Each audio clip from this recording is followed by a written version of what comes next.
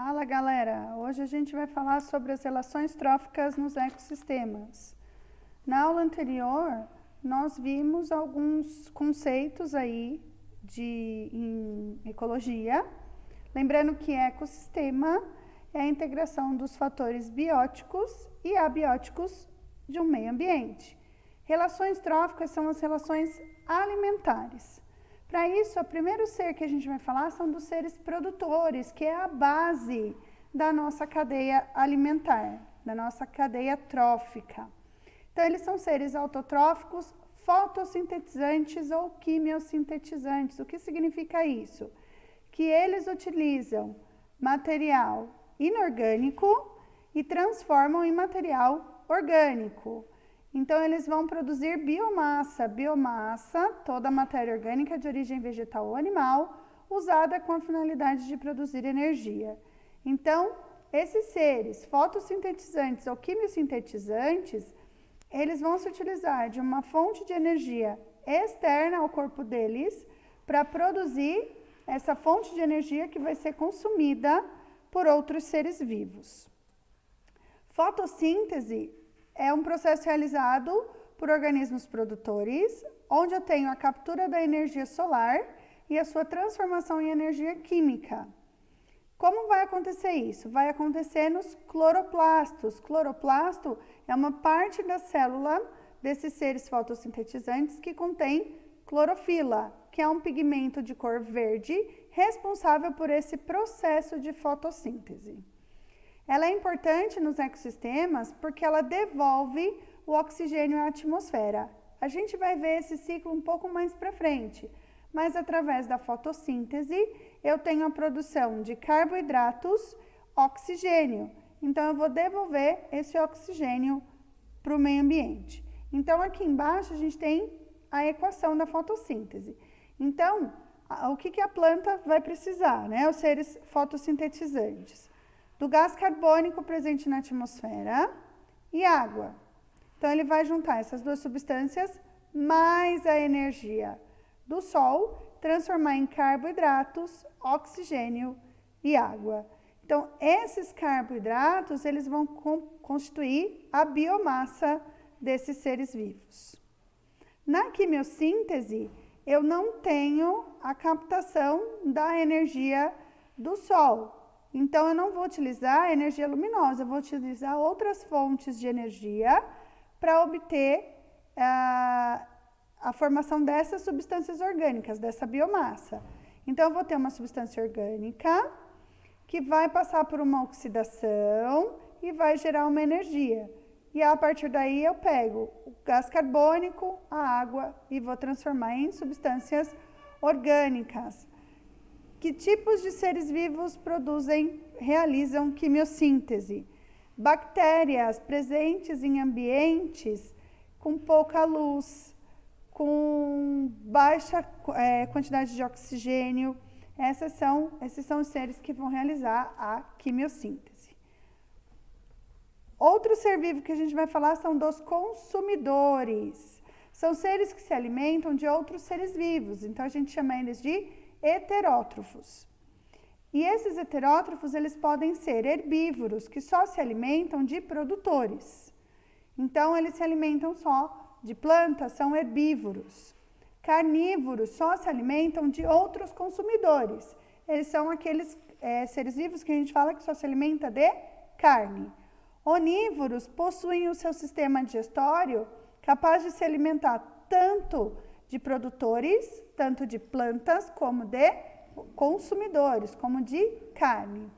Detritívoros ou saprófagos são aqueles que se alimentam de restos deixados por outros seres vivos ou de matéria em decomposição, como, por exemplo, os urubus, o camarão, as hienas.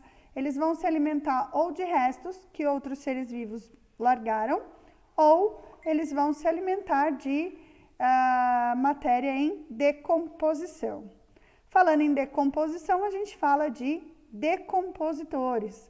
Os decompositores são os fungos e as bactérias que obtêm energia através da quebra da matéria orgânica e de resíduos orgânicos e devolvem para o meio ambiente a matéria inorgânica que vai servir lá para o meu produtor iniciar novamente a sua produção de matéria orgânica. Então, eles vão se alimentar de seres vivos mortos ou de material, de restos, né, orgânicos desses seres vivos, como pelos, penas, fezes, urina. Ele vai se alimentando dessas substâncias e devolve para o meio ambiente a matéria inorgânica. A cadeia alimentar é a representação linear, em linha reta, das relações tróficas do ecossistema. Então, nós temos o produtor, consumidor primário, consumidor secundário, terciário, quaternário. Então, a gente sempre começa pelo produtor, como ele é a base da nossa cadeia, e a gente vai montando cada representação, né? Então, o nosso consumidor primário seria o nosso herbívoro, o consumidor secundário seria o nosso carnívoro. Então, primeiro consumidor, o segundo consumidor e assim por diante. Os níveis tróficos são a posição que cada ser vivo ocupa dentro dessa cadeia alimentar. O primeiro nível trófico, sempre o nosso produtor. E também os níveis tróficos vão mostrar como que a energia é transferida dentro da cadeia alimentar.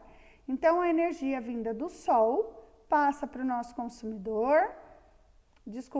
A energia do sol vem para o nosso produtor, do produtor vai para o consumidor primário, do consumidor primário para o consumidor secundário. Então, primeiro nível trófico, produtor. Segundo nível trófico, consumidor primário. Terceiro nível trófico, consumidor secundário. Quando a gente representa uma cadeia alimentar, os decompositores, eles não aparecem. Eles ficam subentendidos. Por quê? Porque eles vão atuar em todos os níveis tróficos dessa cadeia. Então, por exemplo, aqui a nossa árvore, as folhas caem, ele vai utilizar essa matéria orgânica e transformar em matéria inorgânica. O nosso consumidor primário, antes dele ser fonte de alimento para o consumidor secundário, ele vai deixar no meio ambiente partes, né, do seu corpo, como pelos, unhas que ele trocar, urina, fezes, e esses decompositores então vão agindo em todos os níveis tróficos. A teia alimentar é uma interligação de cadeias alimentares. Então, dentro de um ecossistema, eu não tenho só aquela representação bonitinha, né, do produtor, consumidor primário, consumidor secundário. Então, eu tenho um entrelaçamento dessas cadeias. E, dependendo do sentido que eu determinar da minha cadeia, eu posso ter um mesmo ser vivo ocupando vários níveis tróficos. Então, dependendo do sentido que eu seguir das setas, ele pode estar num nível trófico ou em outro. As setas também, muito importante, sempre vão indicar o sentido da energia. Então, sempre de quem serve de alimento para quem come, para quem vai obter essa energia. Por isso é só, por hoje é só, pessoal. Espero que tenham gostado. Deixem um like, se inscrevam no canal e beijo virtual.